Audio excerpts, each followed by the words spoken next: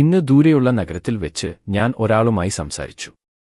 പള്ളിയിൽ പോകുന്നു, മുൻനിരയിൽ ഇരിക്കുന്നു. അവൻ പറഞ്ഞു, ഞാൻ കുറച്ച് മിനിറ്റുകൾക്കുള്ളിൽ ആത്മഹത്യ ചെയ്യാൻ പോകുന്നു. ഞാൻ വളരെ വിഷാദത്തിലായി. ഞാൻ അവനോടൊപ്പം പ്രാർത്ഥിച്ചു. ആത്മഹത്യ ചെയ്യുന്നതിനു മുമ്പ് കുറഞ്ഞത് 48 മണിക്കൂർ കൂടി കാത്തിരിക്കുമെന്ന് അവൻ വാഗ്ദാനം ചെയ്തു. ജീവിതത്തിന്റെ സമ്മർദ്ദങ്ങൾ നിങ്ങളെ അങ്ങനെ തോന്നിപ്പിക്കാറുണ്ടോ? ആളുകൾ സ്വയം മരണത്തിലേക്ക് അടുക്കുമ്പോൾ ആത്മഹത്യാ നിരക്ക് ഓരോ മണിക്കൂറിലും വർദ്ധിച്ചുകൊണ്ടിരിക്കുകയാണ്. അതിൽ ചിലത് പള്ളിയിൽ പോകുന്നവരാണ്.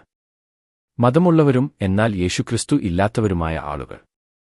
ഈ പട്ടണത്തിലെ ഒരു പാസ്റ്റർ ഇന്നലെ എന്നോട് പറഞ്ഞു, ബില്ലി, വെസ്റ്റ് ടെക്സിൽ നമ്മൾ നേരിടുന്ന ഏറ്റവും വലിയ പ്രശ്നം നമുക്ക് മതമുണ്ട്, പക്ഷേ നമുക്ക് യേശുക്രിസ്തുവിനെ ശരിക്കും അറിയില്ല എന്നതാണ്.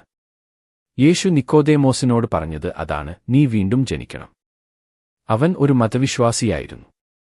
ദൈവവുമായുള്ള സമാധാനം, അതുകൊണ്ടാണ് ക്രിസ്തു മരിച്ചത്, അതുകൊണ്ടാണ് അവൻ വീണ്ടും ഉയിർത്തെഴുന്നേറ്റത്, അതാണ് കുരിശിന്റെ അർത്ഥം.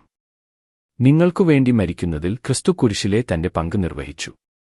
ഇപ്പോൾ നിങ്ങൾ അവനെ സ്വീകരിക്കണം. ദൈവം നിങ്ങൾക്ക് ഒരു മാപ്പ് നൽകാൻ തയ്യാറാണ്. അവൻ നിങ്ങളോട് ക്ഷമിക്കുകയും ചെയ്യും. നിങ്ങൾ മരിക്കുമ്പോൾ അല്ല നിത്യജീവൻ ആരംഭിക്കുന്നത്. നിങ്ങൾക്ക് ഇപ്പോൾ തന്നെ നിത്യജീവൻ ലഭിക്കുന്നു.